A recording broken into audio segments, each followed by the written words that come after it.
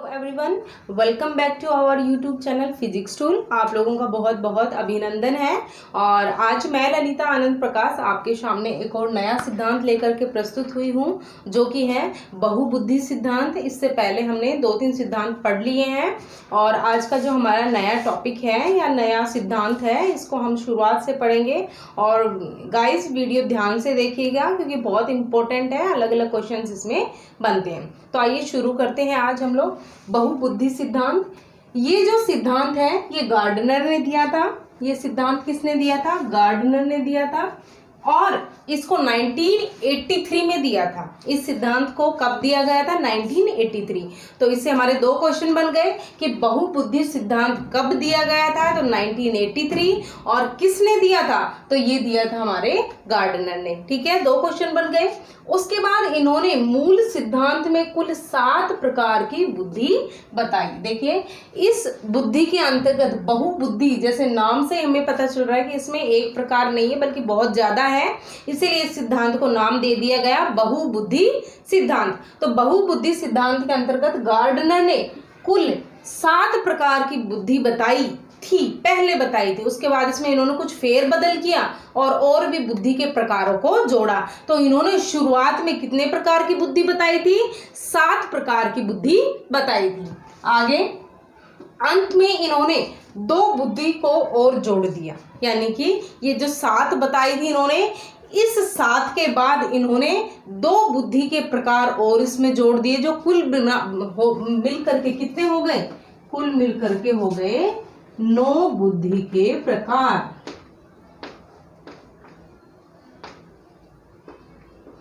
कितने हो गए?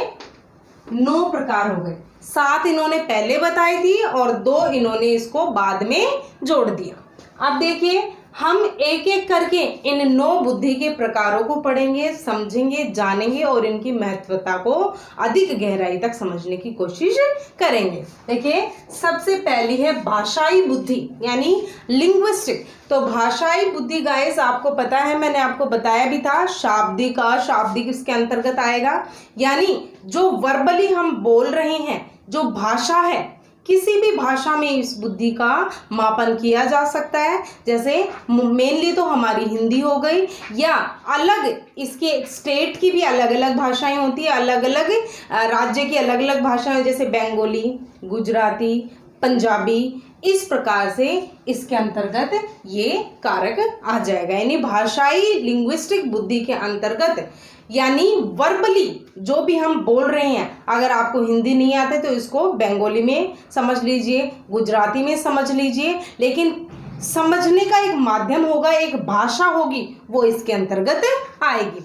उसके बाद दूसरा है स्थानिक। स्थानिक हमने कल वाले सिद्धांत में भी पढ़ा था कि जिस दिशाओं से जिस चीज का ज्ञान होता हो वो स्थानिक के अंतर्गत आ जाएगा। जैसे मैंने आपको कल ड्राइवर वाला बताया था कि दिशाओं का ज्ञान समझने के लिए इस चीज की बुद्धि आवश्यक है। इसमें थोड़ा थोड़ा लिख लेते हैं अपनी समझ के लिए अपन लोग।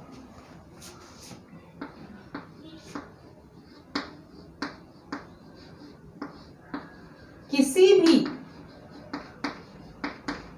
भाषा को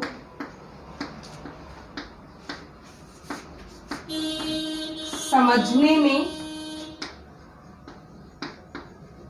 काम आती है। जो भाषाई वाला है उसका मैंने लिख दिया कि ये जो बुद्धि है ये किसी भी भाषा को समझने में काम आती है। ठीक है। दूसरा स्थानिक, ये दिशाओं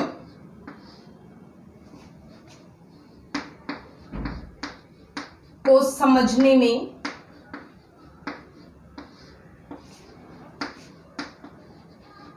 काम आती है।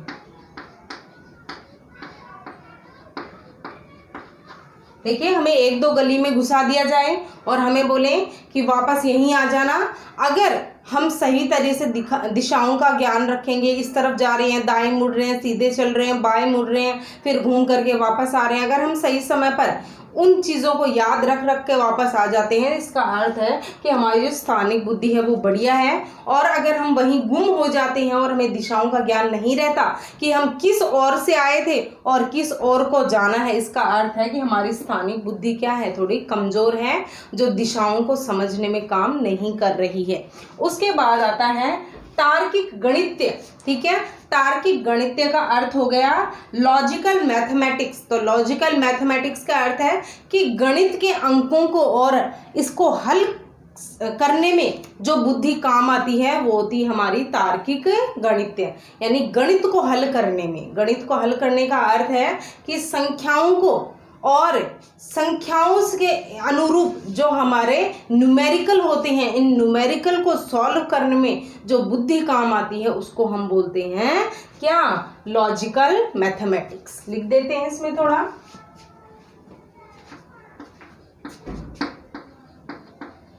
संख्याओं को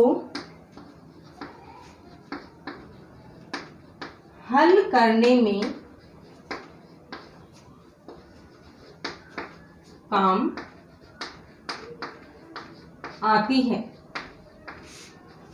ठीक है, जो भी हम न्यूमेरिकल सॉल्व करते हैं, यानी जो बच्चा गणित में कमजोर होगा तो उसका जो तार्किक गणितीय बुद्धि है वो उसकी वीक होगी, इसीलिए वो बच्चा गणित को समझ नहीं पाता। गणित में उसी व्यक्ति की पकड़ होगी जिसकी तार्किक गणितीय बुद्धि बहुत अच्छी होगी। तो जितने भी हमारे गणित के अध्यापक होते हैं उनमें ये बुद्धि बहुत तीव्र होती है। उसके बाद शारीरिक गति। शारीरिक गति के अंतर्गत वो बुद्धि होती है जो हमारी मांसपेशियों को नियंत्रित करती है। जी हाँ, हमारे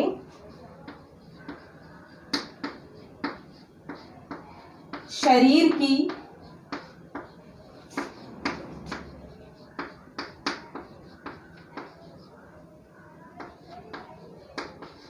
मांसपेशियों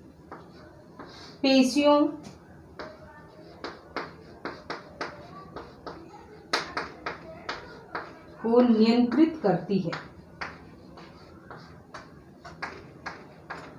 देखिए, ये वह बुद्धि है या बुद्धि का वह प्रकार है जो कलाकारों में पाया जाता है कि उनकी जो बॉडी होती है, उनकी जो मांसपेशियां होती है, उन पर उनका नियंत्रण होता है और वो किसी भी प्रकार की जो एक्ट होता है वो कर लेते हैं। ठीक है, तो ये हो गई हमारी शारीरिक गतिक बुद्धि। ठीक है, उसके बाद आती है हमारी संगीतज्ञ बुद्धि। संगीत की बुद्धि क्या है, म्यूजिकल बुद्धि क्या है, कि वह बुद्धि जो हमें संगीत को समझने में मदद करती है, या यह बुद्धि वह बुद्धि है जो संगीत को समझाती है। लिखते हैं इसमें,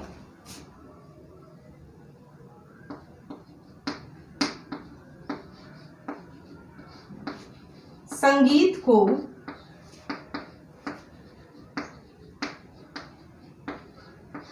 समझने में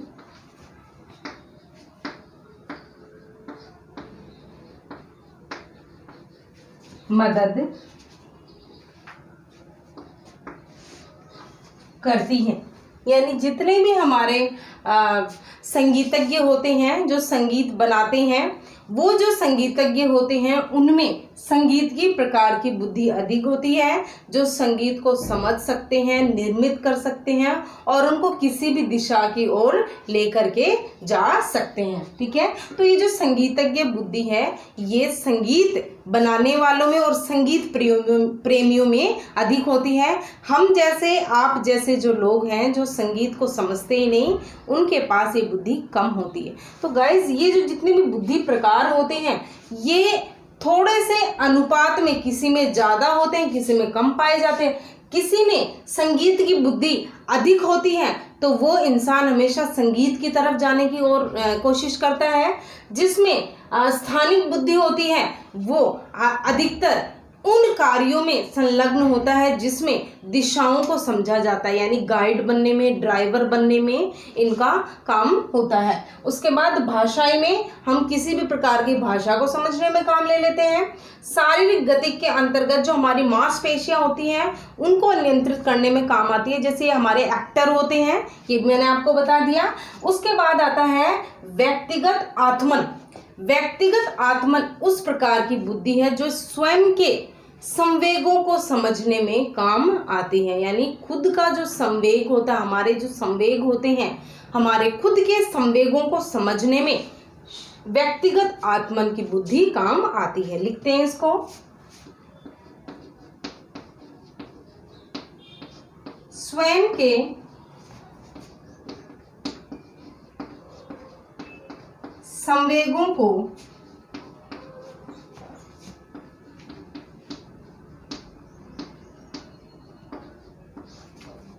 समझने में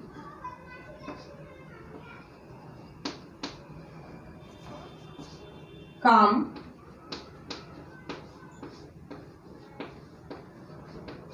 आती है, यानी अपने आप को समझने में कि मैं किस प्रकार हूं और मेरे अंतर्गत किस प्रकार के संवेग हैं, अपने आप को समझने में हमारी व्यक्तिगत आत्मन बुद्धि प्रकार काम आता है। उसके बाद आता है व्यक्तिगत अन्य आत्मन। देखिए सेम है, अन्य का फर्क है, तो अन्य से अर्थ हुआ कि ये जो बुद्धि का प्रकार है, इस बुद्धि के प्रकार से हम दूसरे व्यक्तियों को जो हमारे संपर्क में हैं उन व्यक्तियों के संवेगों को समझने में इस बुद्धि का काम आता है। देखिए लिखते हैं।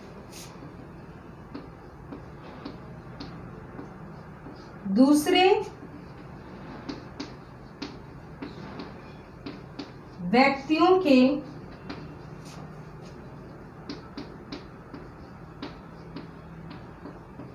संवेगों को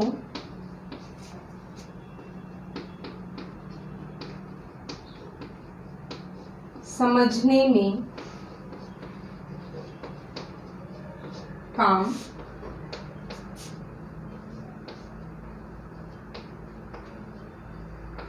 आती है।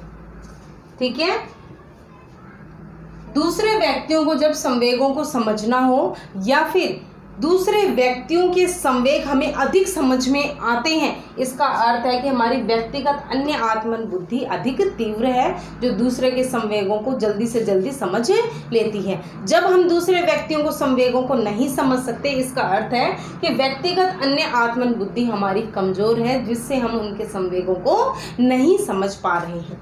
उसके बाद आती है प्रकृतिवादी बुद्धि। तो गाइज ये जो 7 प्रकार हैं, ये 7 प्रकार गार्डनर ने पहले बताए थे और समय विशेष के बाद उन्होंने इन 2 प्रकारों को जोड़ दिया।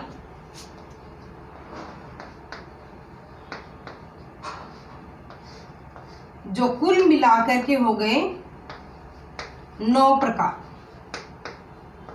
कुल मिलाकर के कितने बुद्धि के प्रकार हो गए?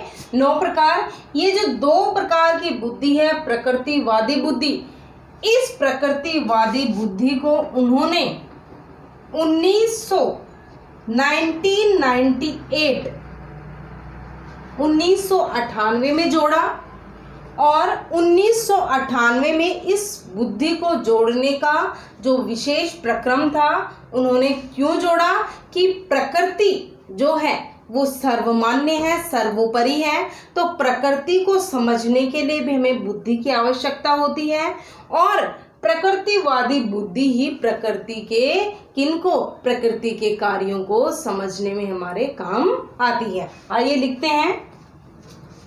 ये मैंने इसको सेशन लिख दिया है कि इस सन में इन्होंने इस बुद्धि को दिया और यह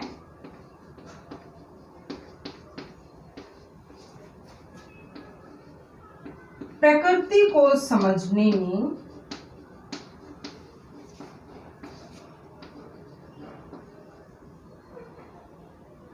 या प्रकृति की देन हम बोलेंगे इसको, प्रकृति की देन को समझने में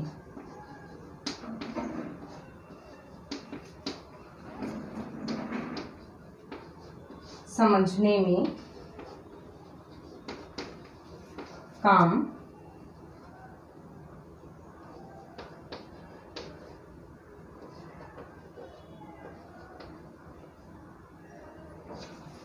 आती है। ठीक है, जो इंसान प्रकृति प्रेमी होता है उसमें प्रकृतिवादी बुद्धि पाई जाती है। जो प्रकृति से विशेष स्नेह रखता है और समझता है कि प्रकृति को हम रेस्पॉन्स में, अगर हम बदले में उसको गलत भावना या फिर गलत कार्य देंगे तो प्रकृति भी हमारे साथ गलत ही करेगी। अगर हम प्रकृति को प्रदूषण देते हैं, नेचर को प्रदूषण देते हैं, तो उस प्रदूषण के बदले जब वो प्रदूषित होती है तो उसका प्रतिफल भी हमें चाहे उस समय ना मिले लेकिन कुछ वर्षों के पश्चात मिल ही जाता है। क्योंकि हम, वही बात है कि अमरूद का पेड़ बोएंगे तो अमरूद ही प्राप्त होंगे, फल अलग प्रकार का फल तो हमें प्राप्त नहीं होगा।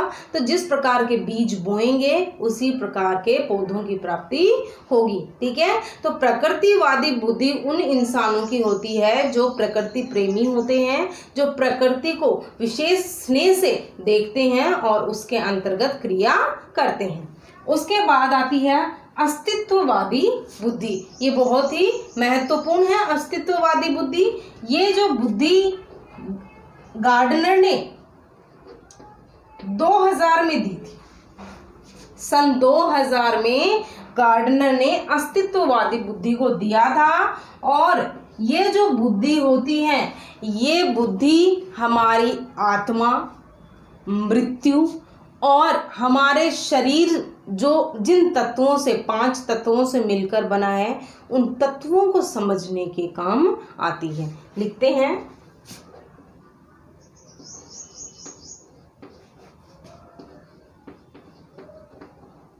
यह बुद्धि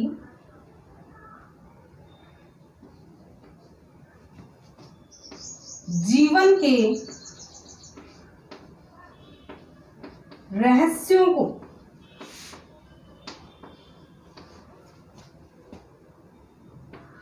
जैसे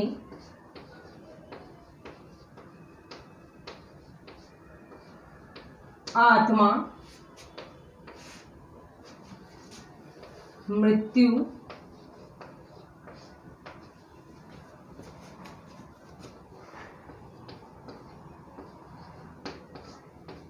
पांच तत्वों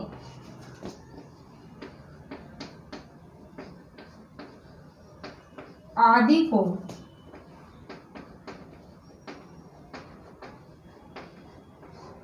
समझने में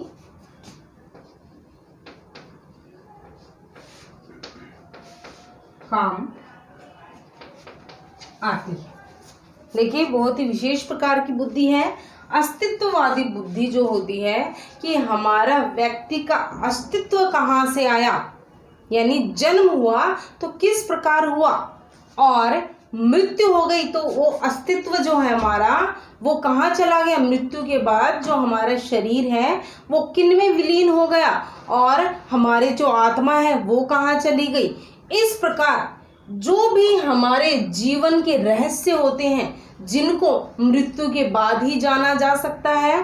हालांकि हम कल्पनाएं अनेक कर सकते हैं कि मरने के बाद ये होता है, ये होता है, ये होता है, आत्माएं होती हैं, कोई कहता आत्माएं नहीं होती, लेकिन एक तरह से हम बोलेंगे तो इनका कोई सही रूप से, कंठस्थ रूप से कोई तथ्य किसी ने नहीं दिया कि वास्तव में आत्मा, रहस्य, मृत्यु और ये जो 5 तत्व होते हैं इनका क्या अर्थ होता है और इनकी पुष्टि किस प्रकार की जाती है और ये कैसे कार्य करते हैं। तो इस प्रकार के जो बुद्धि के काम होते हैं ये इसके अंतर्गत आते हैं। और जितने भी हमारे महामुनि होते हैं, जितने भी सिद्ध पुरुष होते हैं, उनकी इस प्रकार की बुद्धि होती है। अतः वो क्या करते हैं, वो पूरे सांसारिक जीवन को छोड़ करके अन्यत्र अलग रहते हैं और इस प्रकार के रहस्यों को समझने की कोशिश करते हैं। तो जितने भी मुनि होते हैं, जितने भी तांत्रिक, हम बोलेंगे तांत्रिक भी इनके अंतर्गत आएंगे, और जितने भी पंडित होते हैं, लेकिन ऐसे नहीं कि घरेलू पंडित, पंडित का अर्थ हुआ जिनको संपूर्ण ज्ञान होता है,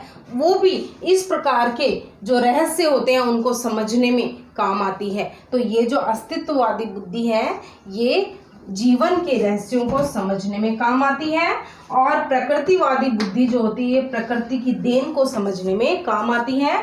सन मैंने लिख दिया 1998 और अस्तित्ववादी बुद्धि हो गई 2000 में। तो गाइज ये जो हमारे 9 प्रकार हैं इनमें पहले 7 प्रकार अलग हैं और 2 प्रकार अलग है। वैसे तो 9 हो गए, लेकिन मैंने इनको अलग अलग इसलिए बताया है ताकि हम बता सके कि पहले गार्डनर ने 7 ही प्रकार बताए थे और कुछ समय विशेष के बाद उनको लगा कि बुद्धि के और भी प्रकार होने चाहिए जो किसी विशेष प्रयोजन को पूरा करते हों, तो उन्होंने 2 प्रकारों को और जोड़ दिया जिसमें प्रकृतिवादी बुद्धि और अस्तित्ववादी बुद्धि आ गई। प्रकृतिवादी बुद्धि में प्रकृति की देन और अस्तित्व में जीवन के रहस्यों को समझने में काम आने वाली बुद्धि है।